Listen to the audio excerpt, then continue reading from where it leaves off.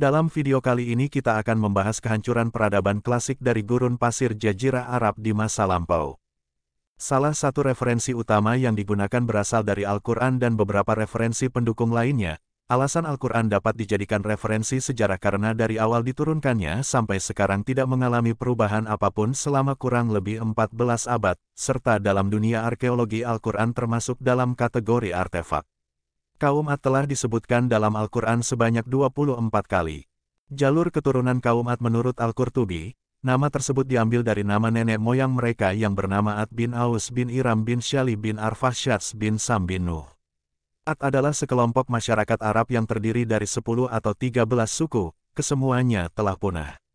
Dr. Mikhail Rahman, seorang peneliti dari University of Ohio, merasa yakin bahwa kaum Ad adalah nenek moyang dari bangsa Hadram, salah satu dari 4 bangsa yang pernah menghuni Yaman Selatan. Kehebatan peradaban kaum Ad tercatat dalam Al-Quran, yaitu pada surah Al-Fajr ayat 6, 7, 8 yang terjemahannya, apakah kamu tidak memperhatikan bagaimana Tuhanmu berbuat terhadap kaum Ad? Yaitu, penduduk Iram, ibu kota tempat tinggal kaum Ad, yang mempunyai bangunan-bangunan yang tinggi, yang belum pernah dibangun suatu kota seperti itu di negeri-negeri lain. Kekuatan kaum Ad tercatat dalam Al-Quran pada surah Fusilat ayat 15, yang terjemahannya, adapun kaum Ad maka mereka menyombongkan diri di muka bumi tanpa alasan yang benar dan berkata, siapakah yang lebih besar kekuatannya dari kami? Kaum Ad salah satu kelompok generasi manusia penerus setelah banjir besar. Mereka sebuah komunitas besar yang mampu berkembang secara dinamis dan membangun peradaban tinggi pada masanya. Terbentuknya peradaban tinggi kaum Ad pastinya didasari penguasaan ilmu pengetahuan dan teknologi di berbagai bidang yang dibutuhkan pada masanya, yang mampu mereka kembangkan secara revolusioner, yang tentunya melalui sebuah proses panjang dan tidak mudah. Dengan dukungan sumber daya alam dan sumber daya manusia yang mumpuni membuat mereka memiliki ketahanan pangan yang kuat, organisasi masyarakat yang baik, kepercayaan diri yang stabil, baik secara individu dan kelompok yang menjadikan mereka sebagai kreator di beberapa bidang pada masanya. Pada titik puncak kejayaannya menjadikan mereka seperti kaum barbar yang agresif dan kejam, kemudian menerapkan sistem kolonialisme terhadap bangsa lain, bahkan menentang risalah yang dibawa Nabi Hud serta melupakan Tuhannya akibat hegemoni yang mereka miliki. Kaum Ad mereka seakan tak kenal Allah Subhanahu wa Ta'ala sebagai Tuhannya. Kaum Ad justru membuat patung-patung yang sebagian diberi nama Samud dan Al-Hatar sebagai Tuhan yang mereka sembah. Lokasi peradaban kaum Ad, dipercaya reruntuhan mereka berada di suatu tempat di Rub, Al-Khali, sebuah gurun pasir luas yang berada di semenanjung Arab bagian selatan. Menurut Al-Quran kaum Ad tinggal di tempat yang bernama Al-Ahqaf yang artinya bukit-bukit pasir. Lokasi tersebut terletak di utara Hadramaut antara Yaman dan Oman. Nama tempatnya adalah Asis Shiher. Bekas permukiman mereka berada pada bagian lembah bernama Mughits. Berdasarkan riset arkeologi, kaum Ad hidup pada kisaran tahun 2450 sampai 2320 sebelum Masehi. Rangkuman beberapa temuan arkeologis yang terpublikasi, yaitu pada tahun 1834 ditemukan sebuah kalimat dalam sebuah naskah dari Hisan al-Gutab, bertuliskan huruf Arab lama, yang terjemahnya berbunyi, kami memerintah dengan menggunakan hukum Hud. Kemudian pada tahun 1964 sampai 1979 ditemukan lempengan Ebla yang menyebutkan eksistensi 3 nama kota masa lampau, yaitu kota Samutu, Ad, dan Iram. Pada penggalian tahun 1975, temuan yang dihasilkan berupa bekas kota yang dikelilingi oleh tembok, dinyatakan lebih luas daripada berbagai situs kuno lainnya di Yaman. Dalam penggalian tersebut sangatlah sulit bagi para ahli arkeologi untuk mencapai reruntuhan dari kota tersebut karena terkubur di bawah gurun pasir yang sangat dalam, kurang lebih 12 meter. Pada tahun 1992 arkeolog Nicholas Klepp, di gurun Arab Selatan menemukan bangunan segi 8 dengan dinding-dinding dan menara-menara setinggi 9 meter yang diyakini merupakan reruntuhan kota Iram. Selain itu, catatan dalam buku Arabian Felix tahun 1932 karya Bertram Thomas yang dijadikan referensi penelitian di wilayah semenanjung Arab Selatan oleh Nicholas Klepp. Klepp juga dalam penelitiannya menggunakan referensi foto citra satelit dari NASA serta peta kuno karya Ptolemy.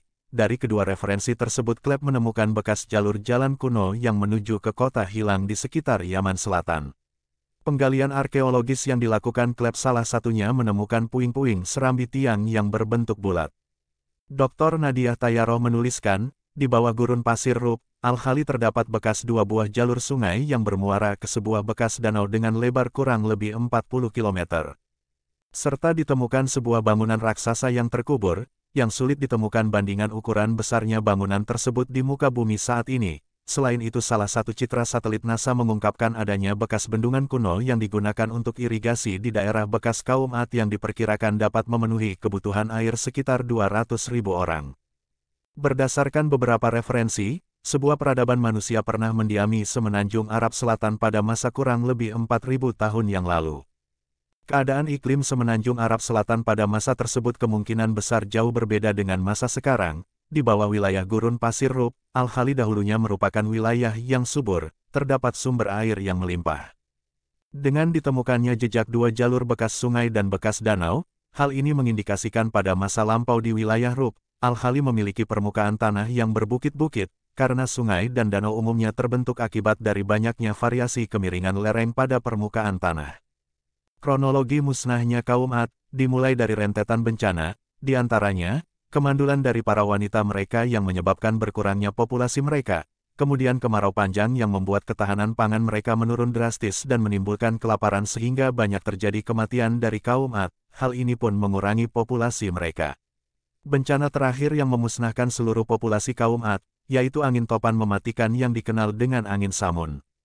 Informasi dari Al-Quran terkait pemusnahan kaum Ad, yaitu dari surah Fusilat ayat 16, yang terjemahannya, maka kami tiupkan angin yang sangat bergemuruh kepada mereka dalam beberapa hari yang naas dan surah As-Sariyat ayat 41 dan 42. Yang terjemahannya, dan juga pada kisah Ad ketika kami kirimkan kepada mereka angin yang membinasakan, angin itu tidak membiarkan satupun yang dilaluinya, melainkan dijadikannya seperti serbuk, serta surah Al-Haqqah ayat 6, 7 dan 8, yang terjemahannya adapun kaum Ad maka mereka telah dibinasakan dengan angin yang sangat dingin lagi amat kencang.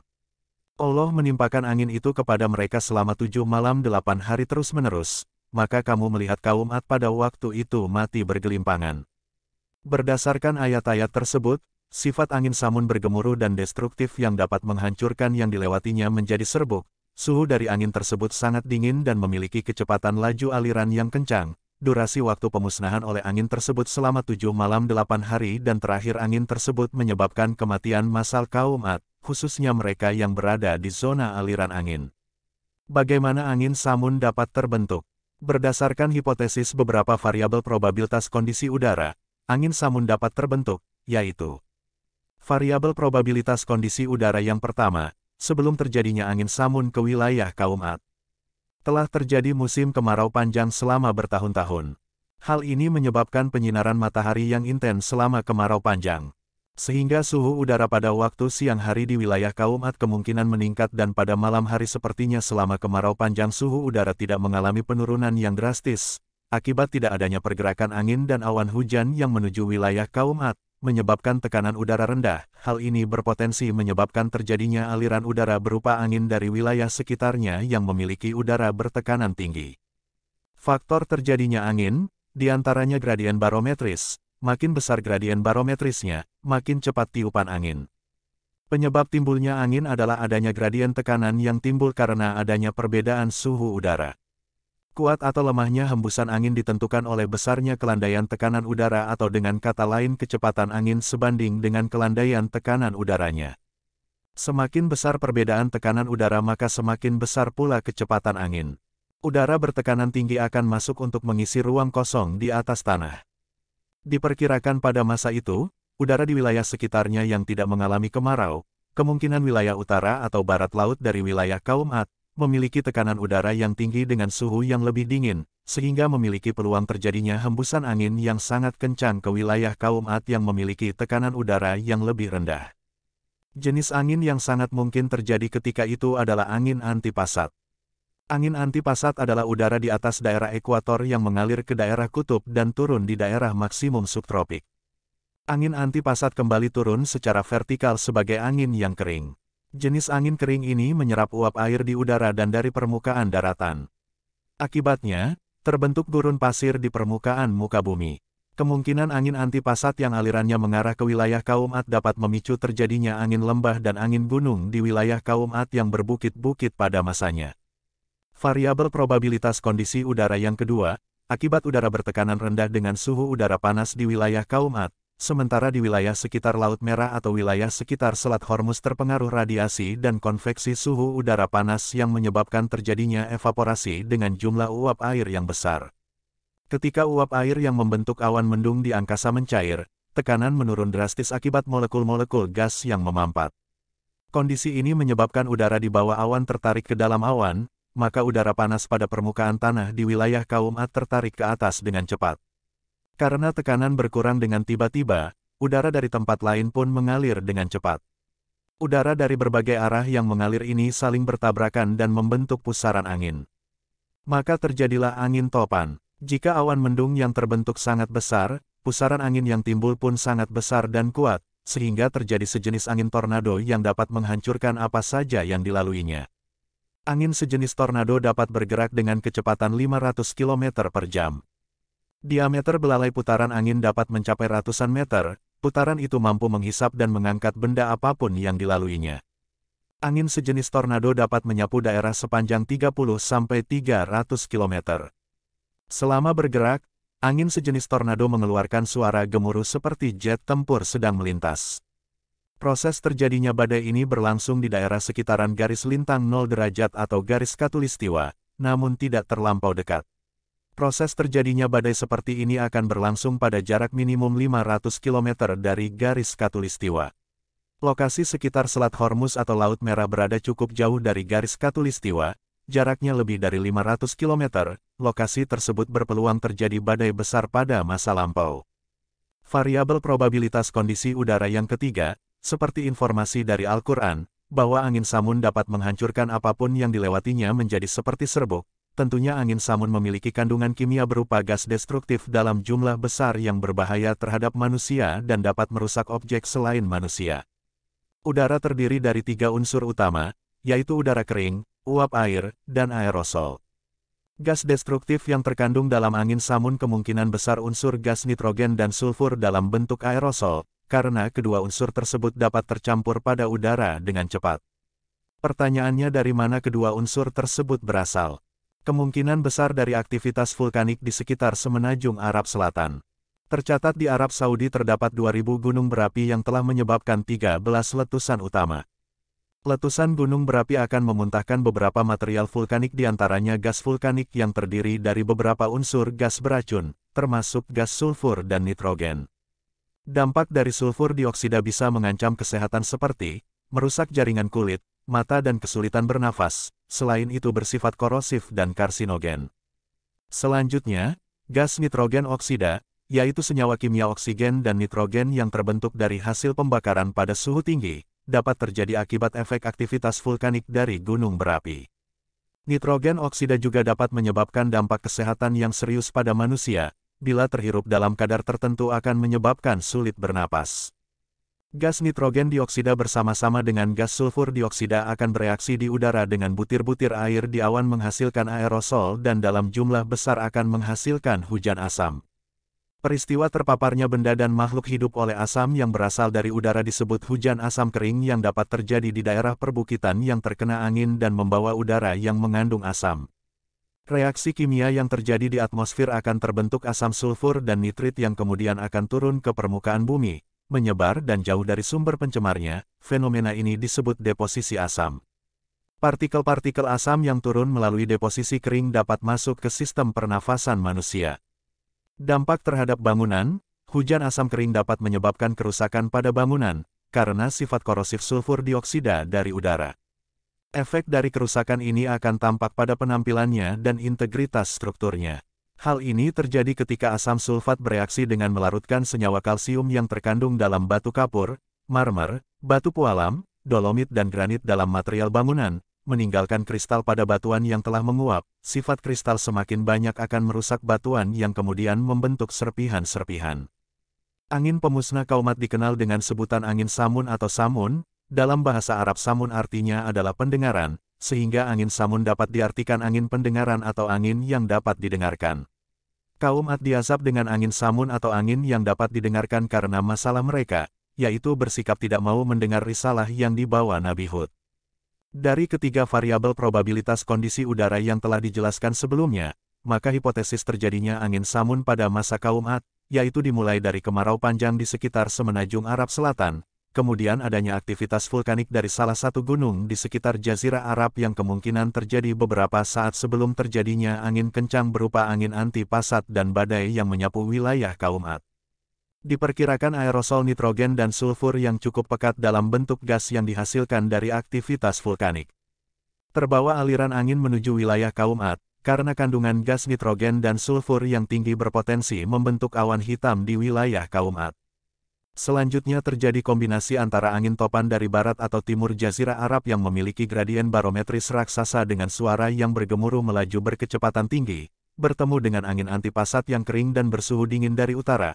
Angin antipasat juga memicu terjadinya angin lembah dan angin gunung bersuhu dingin di wilayah kaum Ad yang pada masa itu memiliki morfologi berbukit-bukit.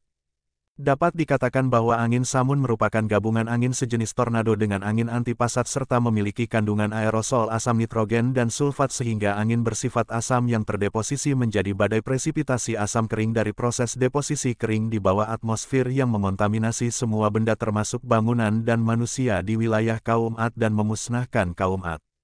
Diperkirakan hari pertama terjadinya angin samun berupa angin topan yang destruktif, yang kemungkinan terjadi pada siang hari. Pada hari pertama tersebut sangat mungkin semua bangunan megah milik kaum Ad mulai hancur berantakan, termasuk sebagian manusia dan hewan mengalami kematian.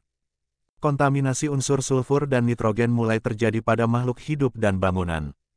Pada malam pertama manusia yang terkontaminasi unsur sulfur dan nitrogen mulai mengalami sesak nafas serta merasakan sensasi terbakar pada kulit mereka. Sementara itu reaksi kimia antara zat asam dengan bangunan-bangunan terus terjadi yang semakin lama semakin jenuh tingkat pengasamannya karena aerosol sulfur dan nitrogen yang terus terdistribusi oleh angin.